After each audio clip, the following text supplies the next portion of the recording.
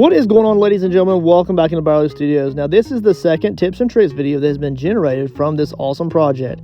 This project being the Austin Powers 3D Mojo Tumbler. Now, we have already gone through so many videos, well, actually 3 or 4, I say so many, in the videos in this process here. Now, in this video, we're going to be continuing the work on the housing for the LEDs that will be added to the overall tumbler here. Now, you can see already in the full-length content we had made quite a distance here. Now, we've already created the main housing out of Sculpey Original. I had used some stencils that we had made in the design of the actual housing. We had carved those into Sculpey Original sheets, and we baked those individually to give a nice flat effect. Then I went ahead and used E6000 to attach them all together. In another tips and tricks video and in the full-length content, we used DOS air dry clay to create a nice seam around the bottom of the housing, and that gave us a nice form fit to the actual curvature of the tumbler.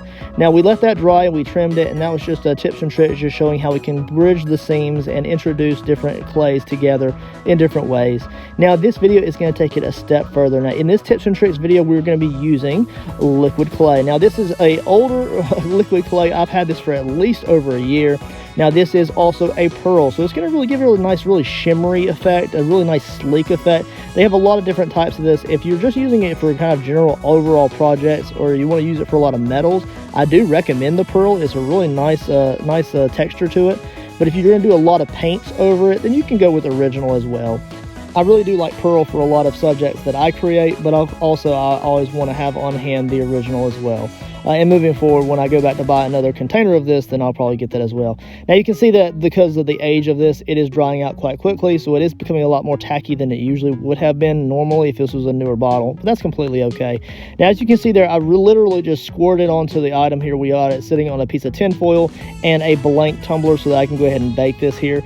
Now, under normal circumstances, when you do bake air dry clay, it can become very brittle and crack just because it's not designed for those higher levels of temperature. So normally in this situation is when I'm introducing multiple types of clay into the same project. Normally when you bake air dry clay, and I'll probably make another separate video tips and tricks eventually on this, you want to put it in the oven and then heat the oven up and the clay together at once instead of just putting the clay in the hot oven.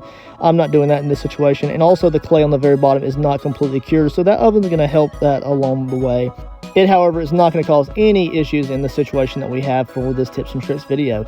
Now, as you can see here, we have a nice generous layer of liquid clay on this item here. It's a nice shimmery effect, and it also blends in, for the most part, a lot of those seams that we had from the actual glue lines. Now, you do see it after it is baked here. I baked it at 200 degrees. In the conventional oven for around maybe 15 to 20 minutes. The E6000 that we had used to attach the panels together is completely intact. It takes a higher level of temperature to melt that, so there's no worries there. I'll probably make a separate video on that eventually as well, just the tips and tricks on how much it takes to actually melt some of those adhesives. Now, as you can see here, we have a really nice fit here. Now, the painting process for this is going to fix any residual seam lines that you see now. Now, you could technically go ahead and go over it with another layer of liquid clay. I do not have enough of that currently, but that is also the end of this tips and tricks video. You can see here that it really does fix a lot of the angles there, and I can do a little bit of trim work here and there, and any kind of painting that we do along the way is going to really bring this together.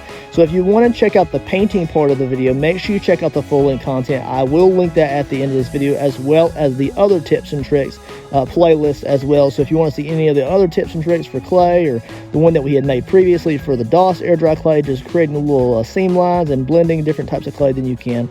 This is me just testing the E6000 and making sure that it is intact and it's not melted to the core. Be sure to like, subscribe, and I'll catch you on the next tips and tricks. Later, guys.